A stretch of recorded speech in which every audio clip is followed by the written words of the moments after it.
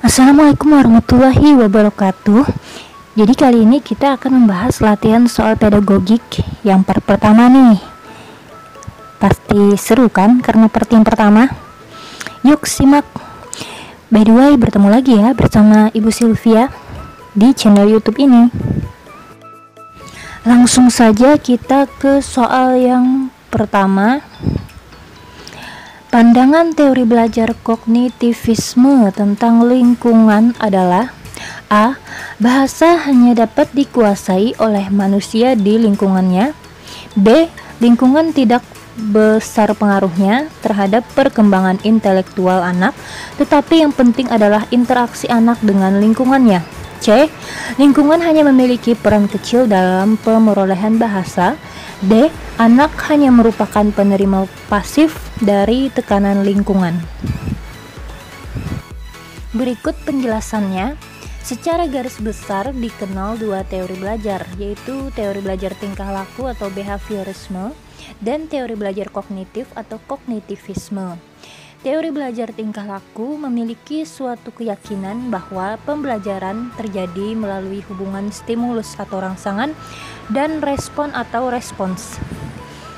Termasuk ke dalam psikologi belajar ini adalah teori belajar dari Thorndike, Pavlov, Skinner, dan Bandura.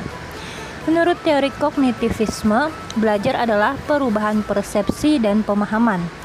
Perubahan persepsi dan pemahaman tidak selalu berbentuk perubahan tingkah laku yang bisa diamati. Setiap orang diyakini telah mempunyai pengalaman dan pengetahuan dalam dirinya. Menurut teori ini, lingkungan tidak besar pengaruhnya terhadap perkembangan intelektual anak, tetapi yang penting adalah interaksi anak dengan lingkungannya.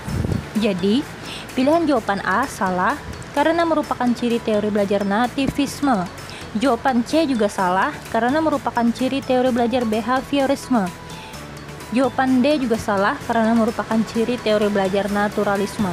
Jadi yang benar adalah jawaban yang B. Lingkungan tidak besar pengaruhnya terhadap perkembangan intelektual anak, tetapi yang penting adalah interaksi anak dengan lingkungannya. Kemudian kita beralih ke soal yang kedua. Teori belajar yang beranggapan bahwa pengetahuan telah terstruktur dengan rapi sehingga belajar adalah perolehan pengetahuan, sedangkan mengajar adalah memindahkan pengetahuan atau transfer of knowledge ke orang yang belajar atau pembelajar adalah teori A. Behaviorisme, B. Humanistik, C. Konstruktivisme, D. Kognitivisme. Berikut penjelasannya. Teori behaviorisme secara umum melihat sosok atau kualitas manusia dari aspek kinerja atau perilaku yang dapat dilihat secara empirik. Teori behaviorisme memiliki pandangan mendasar pada upaya memahami perilaku secara total. Dalam teori ini, seseorang dianggap telah belajar jika ia dapat menunjukkan perubahan perilakunya. Pengetahuan telah terstruktur dengan rapi sehingga belajar adalah perolehan pengetahuan.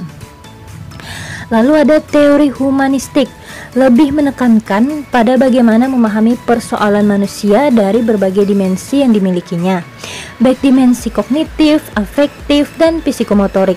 Kegiatan pembelajaran memiliki tujuan utama untuk kepentingan memanusiakan manusia atau proses humanistik. Teori ini lebih banyak membahas mengenai konsep-konsep pendidikan untuk membentuk manusia yang dicita-citakan, serta tentang proses belajar dalam bentuknya yang paling ideal. Lalu ada teori konstruktivisme, memandang bahwa belajar adalah mengkonstruksi makna atas informasi dan masukan-masukan yang masuk ke dalam otak. Belajar yang bersifat konstruktif ini sering digunakan untuk pemecahan masalah kreatif di dalam kehidupan sehari-hari. Teori ini juga memandang peserta didik sebagai individu yang selalu memeriksa informasi baru yang berlawanan dengan prinsip-prinsip yang telah ada dan merevisi prinsip-prinsip tersebut apabila sudah dianggap tidak dapat digunakan lagi. Kemudian ada teori kognitif, memiliki perspektif bahwa para peserta didik memproses informasi dan pelajaran melalui upayanya mengorganisasi, menyimpan, dan kemudian menemukan hubungan antara pengetahuan yang baru dengan pengetahuan yang telah ada. Pengalaman dan pengetahuan ini tertata dalam bentuk struktur kognitif. Menurut teori ini, proses belajar akan berjalan baik bila materi pelajaran yang baru beradaptasi secara klop dengan struktur kognitif yang telah dimiliki oleh siswa. Pilihan jawaban B, C, dan D salah karena teori tersebut tidak memandang pengetahuan telah terstruktur dengan rapi sehingga belajar adalah perolehan pengetahuan.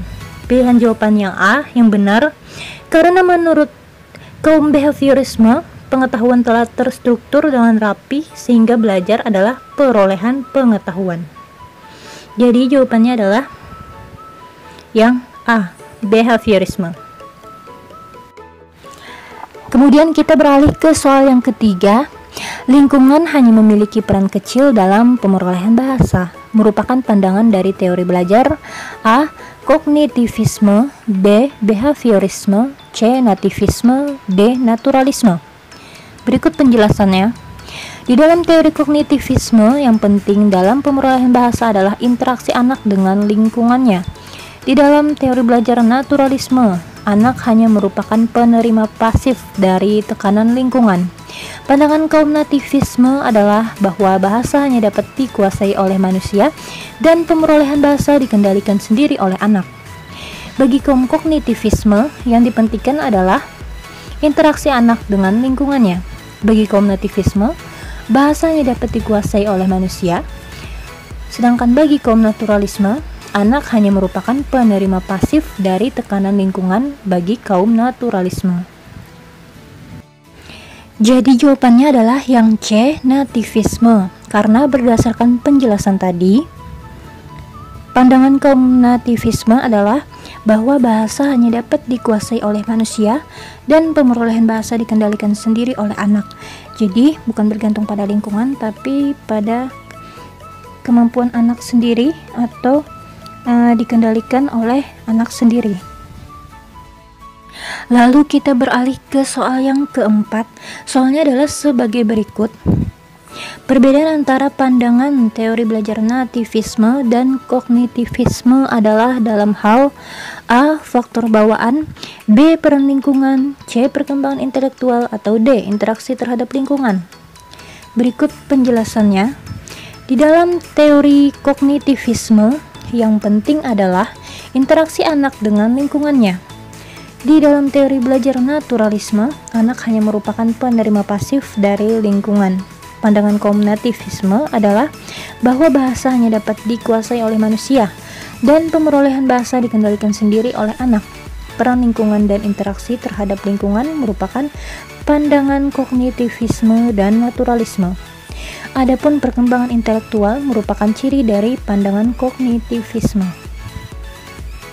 Jadi berdasarkan penjelasan tadi, perbedaan teori belajar nativisme dan kognitivisme adalah dari peran lingkungan yang B. Karena bagi nativisme lingkungan kurang berpengaruh terhadap pemerolehan bahasa, sedangkan bagi kognitivisme lingkungan cukup berpengaruh pada pemerolehan bahasa. Lalu kita masuk kepada pembahasan soal yang terakhir, yaitu soal yang bernomor 5. Kepuasan yang terlahir dari adanya ganjaran dari guru akan memberikan kepuasan bagi anak, dan anak cenderung untuk berusaha melakukan atau meningkatkan apa yang telah dicapainya itu. Merupakan hukum A. Akibat atau law of effect, B. Latihan atau law of exercise, C. Kesiapan atau law of readiness, atau D. Reaksi bervariasi atau law of multiple response. Berikut penjelasannya. Di dalam pandangan Edward Lee Thorndike 1874 sampai 1949, hukum latihan atau law of exercise menyatakan bahwa hubungan stimulus respon yang sering terjadi mengakibatkan hubungan akan semakin kuat. Sedangkan makin jarang hubungan stimulus respon dipergunakan, maka makin lemah hubungan yang terjadi.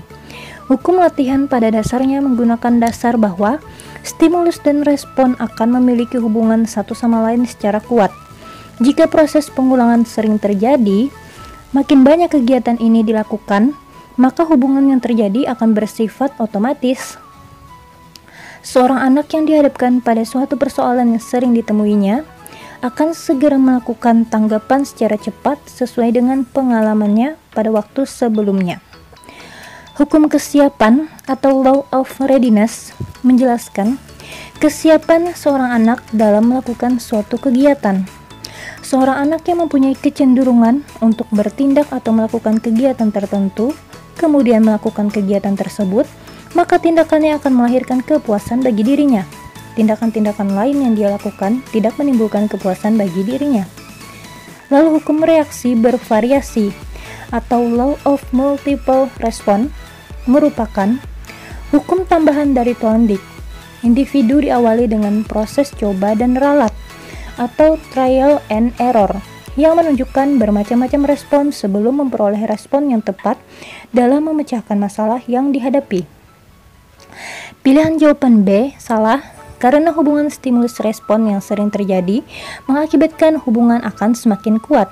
Jawaban C juga salah karena hukum kesiapan menyatakan apabila asosiasi yang terbentuk antara stimulus dan respon diikuti oleh suatu kepuasan, maka asosiasi akan semakin meningkat. Jawaban D juga salah karena dalam reaksi bervariasi individu diawali dengan proses trial and error yang menunjukkan bermacam-macam respon sebelum memperoleh respon yang tepat dalam memecahkan masalah yang dihadapi. Jadi, berdasarkan penjelasan tersebut, yang benar adalah jawaban yang A, yaitu akibat atau law of effect. Jadi, itu adalah merupakan hukum akibat atau law of effect. Karena dari tindakan guru yang memberikan ganjaran bagi anak sehingga memiliki kepuasan bagi anak, lalu anak cenderung berusaha melakukan atau meningkatkan apa yang telah dicapainya tadi. Demikian pembahasan mengenai soal latihan pedagogik yang Ibu Sylvia tadi bahas atau yang kita pelajari bersama. Nantikan latihan soal pedagogik part berikutnya atau soal pembahasan lainnya di channel YouTube ini. Salah khilaf mohon maaf, wabillahi taufik wal hidayah. Wassalamualaikum warahmatullahi wabarakatuh. Terima kasih.